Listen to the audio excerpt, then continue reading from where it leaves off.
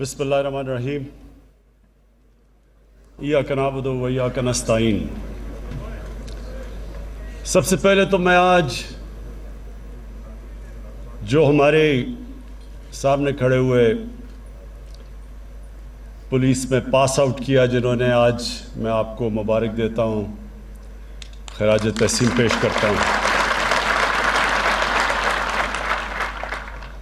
میں آج اس لیے خاص طور پہ یہاں آیا ہوں،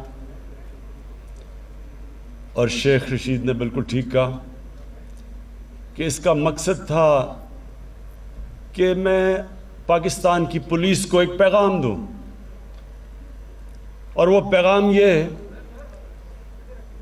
کہ جب تک ایک قوم کی جان اور مال کی حفاظت نہیں ہوتی وہ قوم ترقی نہیں کر سکتی۔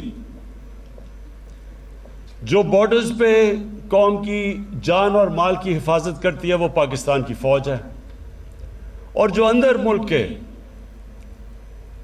جو سیکیورٹی دیتی ہے ایک قوم کو، اور جو ایک انویسٹر کی، ایک بزنس مین کی، ایک شہری کی جو پروٹیکشن دیتی ہے وہ ہے پولیس۔ اور جب تک، اور آپ دنیا کی تاریخ اٹھا کے دیکھ لیں، میں ایک ہسٹری کا اسٹوڈنٹ ہوں، آپ دنیا کی تاریخ اٹھا کے دیکھ لیں کہ کبھی قوم میں خوشحالی نہیں آتی جب تک لا اینڈ آرڈر نہیں ہوتا، جب تک سیکیورٹی نہیں ہوتی لوگوں کے لیے۔ اس لیے پولیس کا بہت بڑا ایک مقام ہوتا ہے ایک معاشرے میں، اور مجھے افسوس سے کہنا پڑتا ہے کہ وہ آج تک پولیس کا وہ مقام نہیں ہوا ہمارے معاشرے میں۔ اس کی ایک تاریخ ہے پیچھے۔ غلامی کا دور تھا، انگریز کی پولیس تھی، تو انگریز پولیس سے غلط حرکتیں کرواتا تھا، لوگوں کو دباتا تھا، لوگوں کے حقوق ختم کرتا تھا، پولیس سے لوگوں کو خوف تھا۔ وہی انگریز اپنے ملک میں، پولیس وہاں اس طرح کی نہیں تھی۔ اپنے ملک میں جو پولیس تھی وہ شہریوں کی دیکھ بھال کرتی تھی، شہری اس کو اپنا سمجھتے تھے، لیکن کیونکہ یہاں ہمیں غلام بنایا ہوا تھا اور حکومت کرتا تھا تو پولیس کا رویہ یہاں مختلف تھا۔ میں آج اس لیے آیا ہوں، میں یہ چاہتا ہوں کہ قوم ہماری پولیس کو پسند کرے، اپنا سمجھے، پیار کرے ان سے۔ ہم جب پختونخوا میں ہماری حکومت آئی 2013 میں، تو سب سے زیادہ جو دہشت گردی تھی وہ پختونخوا کی پولیس کے خلاف تھی۔ بہت 500 سے اوپر پولیس والے شہید ہو چکے تھے، پولیس کا مورال نیچے گر چکا تھا،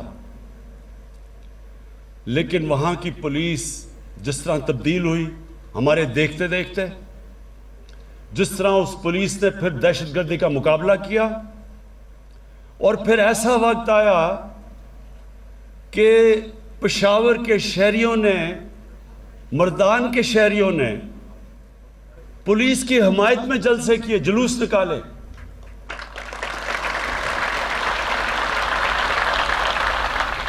اور مجھے بڑا فخر ہوا کہ اپنی آنکھوں کے سامنے میں نے اس پولیس کو بدلتے دیکھا۔ تو میں آج آپ کو بھی، کیونکہ آپ نے آج پاس آؤٹ کیا ہے، آپ کو میں اپنی زندگی کے تجربے سے اور جو میرا اللہ میں ایمان ہے اس سے آپ کو ایک ایڈوائس دینا چاہتا ہوں۔ یہ اپنی زندگی میں ہمیشہ یہ بات یاد رکھنا، یہی میں ایڈوائس اپنے بچوں کو دیتا ہوں کہ جب ہم اللہ سے نماز میں صرف ایک چیز مانگتے ہیں کہ اللہ ان کے راستے پہ لگا جن کو تو نے نعمتیں بخشیں، ان کے نہیں جو اپنی تباہی کے راستے پہ نکل گئے۔ ہمیشہ آپ کے سامنے میں دو راستے آئیں گے، ہر انسان کے سامنے میں کبھی نہ کبھی اس کو فیصلہ کرنا پڑ جاتا ہے، دو مختلف چوائسز آ جاتی ہیں۔ میں جب کرکٹ میں اوپر آ رہا تھا تو میرے سامنے بھی یہ دو راستے آ گئے. ساؤتھ افریقہ میں ان دنوں میں کرکٹ کھیلتے تھے, وہ اپارٹھائڈ کی رجیم تھی, یو این کی سینکشنز تھیں, تو بڑے پیسے دیتے تھے ساؤتھ افریقہ کرکٹ کھیلنے کے لیے. تو بڑا مجھے پیسہ آفر ہوا کہ آپ ساؤتھ افریقہ آ کے کرکٹ کھیلیں. لیکن اگر میں کرکٹ کھیلتا تھا ان کے لیے تو میں ایک رجیم جو کہ ریسسٹ رجیم تھی, اپارٹھائڈ کی رجیم تھی, میں نے اس کو سپورٹ کرنا تھا. تو پیسہ تو مل جانا تھا لیکن عزت نہیں ملنی تھی. پھر جب میں کیپٹن بنا, پہلے ہی کیپٹن میں مجھے ایک ہندوستان کے کسی بکی نے آفر کیا کہ اگر آپ ٹاس کا میں فیصلہ بتا دیں تو آپ کو اتنے پیسے دیں گے. ان دنوں میں بڑا پیسہ تھا وہ. تو یہ یاد رکھنا کہ یہ ہر انسان کو یہ دو راستے, ایک شیطانیت کا راستہ ہے, ایک انسان کی عظمت کا راستہ ہے. ایک راستہ وہ ہے جو اللہ قرآن میں ہمیں کہتا ہے کہ نبی صلی اللہ علیہ وسلم کے راستے پہ چلو, ان کی سنت پہ چلو. وہ راستہ آسان راستہ نہیں ہے. کئی دفعہ جو آپ آسان راستہ سمجھتے ہیں وہ آپ کی تباہی کا راستہ ہے. تو آپ کو ہمیشہ یہ چوائسز کرنی پڑیں گی. اور یہ میں آپ سے بالکل, یہ جو شیخ رشید نے کہا, یہ بالکل آپ کی بات ٹھیک ہے. میں سمجھتا ہوں کہ آپ کو بھی جو تنخواہ ملتی ہے وہ کافی نہیں ہے, بلکہ آپ کو نہیں, ہمارے کتنے تنخواہ دار طبقہ ہے, کیونکہ مہنگائی بڑھتی گئی ہے کئی سالوں سے, تو اس کی وجہ سے تنخواہیں اتنی نہیں جتنی ملنی چاہیے. تو ایز آسان ہوتا ہے کہ چلے یہ راستہ لے لیں, پیسہ مل جائے گا, صرف ضمیر بیچنا ہوتا ہے. لیکن میں آج آپ کو یہ کہتا ہوں کہ قرآن میں اللہ نے واضح لکھا ہوا ہے کہ رزق اللہ کے ہاتھ میں ہے. آپ جو آپ حلال کی بھی کما سکتے ہیں, حرام کی بھی کما سکتے ہیں, لیکن قرآن میں واضح ہے کہ رزق اس کے ہاتھ میں ہے. میں نے اپنی زندگی میں دیکھا, اور شیخ رشید نے بھی اسی ٹائم پہ دیکھا ہوگا, وہ سیاستدان جن کو اللہ نے اتنا موقع دیا, ملک کے سربراہ بنا دیے, اور ان کے سامنے بھی یہ دو راستے تھے. وہ بھی حلال کی کمائی بھی کر سکتے تھے, اور بہت بڑی ایک عزت ہوتی ہے ملک کا سربراہ بننا. لیکن جس راستے پہ وہ نکل گئے, آپ کے سامنے آج وہ عبرت کا نشان بنے ہوئے ہیں. ان کے پاس آج اتنا پیسہ ہے, ان کو خود نہیں پتا کتنا پیسہ ہے, لیکن کبھی ہسپتالوں میں جا رہے ہیں, کبھی ملک سے باہر جا رہے ہیں, کبھی بچے باہر جا رہے ہیں, بچے باہر بھاگے ہوئے ہیں. کئی بچے کو جھوٹ بولنا پڑ رہا ہے باپوں کی چوری کو بچانے کے لیے. کیا فائدہ اس پیسے کا؟ یہ پیسہ اللہ کا عذاب ہے.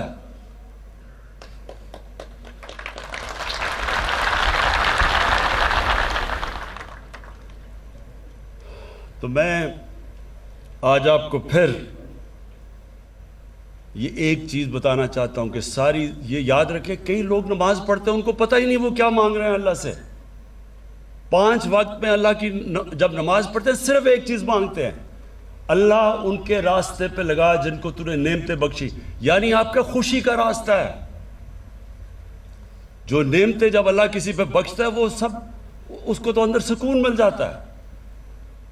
اور جو راستہ ہم سمجھتے ہیں کہ آسان راستہ ہے, ہم دیکھتے ہیں لوگوں کو کہ بڑے بڑے محلوں میں رہ رہے ہیں, اصل میں ان کی اصلیت تو اندر کیا ان کے اوپر گزر رہی ہوتی ہے وہ اللہ جانتا ہے. عذاب ہوتا ہے. تو آپ کے لیے, کیونکہ آپ کا بہت بڑا رول ہے معاشرے میں, پولیس کا بہت بڑا رول ہے. پولیس ایک معاشرے کے اندر جب لوگوں کی حفاظت کرتی ہے اور لوگ پولیس کو اپنا لیتے ہیں, میری بات یاد رکھنا کہ وہ معاشرہ اٹھ جاتا ہے. کیونکہ وہاں سب سے بڑی چیز انویسٹمنٹ آنی شروع ہو جاتی ہے, سرمایہ کاری شروع ہوتی ہے. ہمارے بیرون ملک پاکستانی وہ سب سے بڑا اس ملک کا اثاثہ ہے. میں کیونکہ میرا واسطہ ان سے زیادہ تھا دنیا میں کرکٹ پہ پہلے ٹریول کرتا تھا, پھر اس کے بعد ویسے جب میرا باہر جانا ہوتا ہے تو ان کو سب سے بڑا مسئلہ کیا ہوتا ہے کہ وہ جب اپنا باہر سے پیسہ پاکستان لے کے آتے ہیں، کوئی پلاٹ لیتے ہیں، کوئی گھر لیتے ہیں، یا قبضے ہو جاتے ہیں ان پہ، تو جب وہ گھر اور پلاٹ ہی نہیں لے سکتے، وہ یہاں سرمایہ کاری کیسے کریں گے، فیکٹریاں کیسے لگائیں گے؟ تو وہی ذہن میں ڈال لیں کہ صرف اوورسیز پاکستانی اس ملک کو اٹھا سکتے ہیں. لیکن ان کا مسئلہ کیا ہے؟ ان کو اس وقت اعتماد نہیں ہے کہ ہمارا پیسہ، ہماری انویسٹمنٹ سیکیور رہے گی، سیف رہے گی.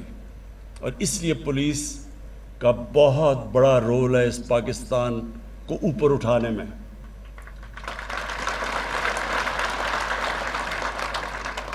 میں آپ کو آج سب سے پہلے تو یہ کہتا ہوں کہ جو آپ کی تنخواہیں پنجاب سے نیچی ہیں، انشاءاللہ میں ابھی آج جا کے بات کروں گا حفیظ شیخ سے.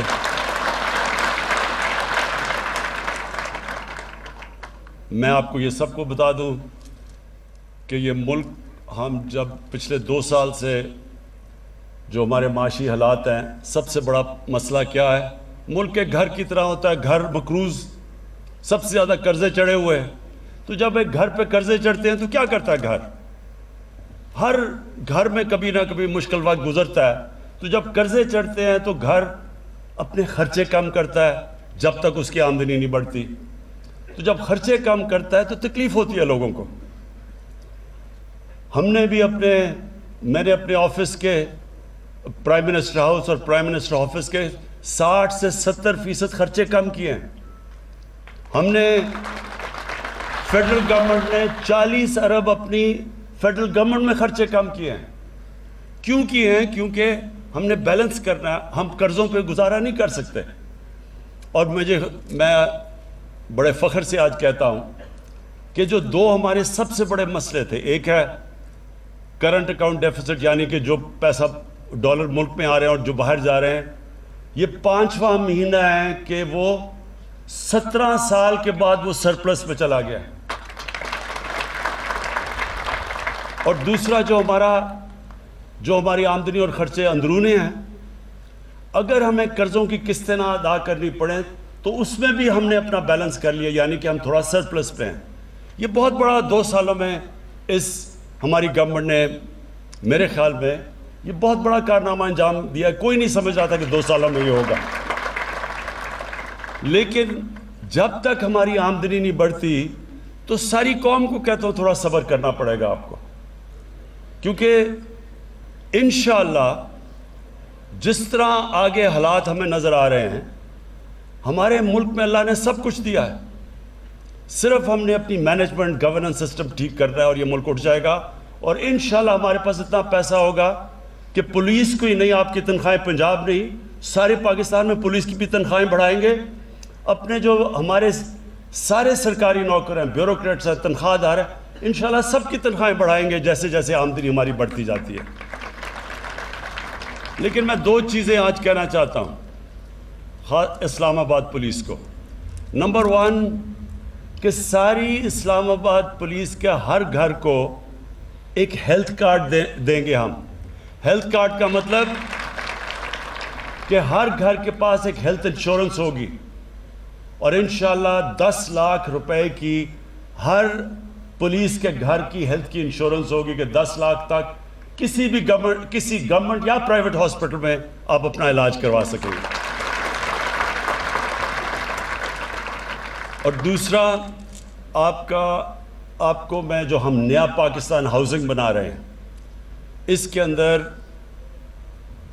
جو بھی تنخواہ دار، اور خاص طور پہ شروع آپ سے کریں گے، اسلام آباد پولیس اور آپ کے اسلام آباد میں جو فیڈرل یہ جو ہمارے سرکاری نوکر ہیں، ان سب کے لیے ہم اب وہ کرنے جا رہے ہیں جو کبھی پاکستان میں پہلے نہیں ہوا، کہ سرکاری نوکر جو اپنی تنخواہ سے جو کرایہ دیتے تھے، وہ کرایہ آپ کے گھروں کی قسطوں کے اوپر چلا جائے گا. یعنی کہ بجائے کرایہ دینے کے وہ گھر کی قسطیں دیں گے اور آپ کا وہ گھر اپنا ہو جائے گا. یہ ہمارا بڑا پروگرام ہے نیا پاکستان ہاؤسنگ میں، خاص طور پہ آپ جیسے پولیس والوں کے لیے، سرکاری نوکروں کے لیے.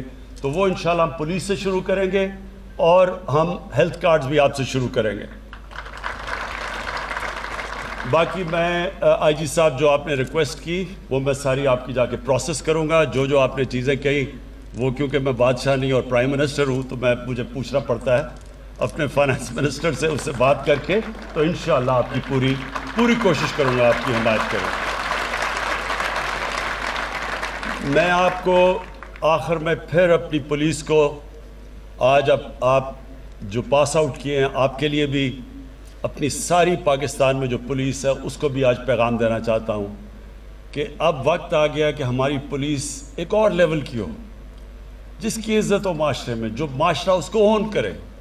اور انشاءاللہ جس طرح پختونخوا کے اندر ایک چینج ہم نے دیکھا تھا, میں وہ سارے پاکستان میں دیکھنا چاہتا ہوں. اور آپ جو نئے آج پاس آؤٹ کیا ہے, آپ سب کو تو میں پہلے اسلام آباد میں بالکل ایک فرق دیکھنا چاہتا ہوں کہ بالکل پولیس ایک جس طرح نیا پاکستان ہے, ایک نئی پولیس فورس ہمارے سامنے آئے جو ایک بالکل مختلف اس کی ایٹیٹیوڈ ہو, اس کا ایک لوگوں کے اندر. شیخ صاحب نے کہا وی آئی پیز کا تو ہم کرتے ہی رہتے ہیں ہم. میں چاہتا ہوں کہ جو عام ہمارا شہری جو غریب آدمی ہے آپ اس کو وی آئی پی بنائیں, وہ آپ کے لیے وی آئی پی ہو, اس کی رسپیکٹ ہو. ایک معاشرے کی پہچان کبھی نہیں ہوتی کہ اس معاشرے میں وی آئی پیز کیسے رہتے ہیں. ایک معاشرے کی پہچان وہ ہوتی ہے کہ جو اپنے کمزور طبقے کو وہ معاشرہ کیسے رکھتا ہے. اور انشاءاللہ آپ کی ایٹیٹیوڈ جو میں دیکھوں گا اپنے غریب لوگوں کی طرف آپ کی ایٹیٹیوڈ کیسی ہے. اور اس کے بعد پھر میں اگلی بھی آپ کی پاسنگ آؤٹ پریڈ پہ آؤں گا اور آ کے پھر بتاؤں گا کہ ایک سال میں کیا فرق پڑا ہے. بہت بہت شکریہ.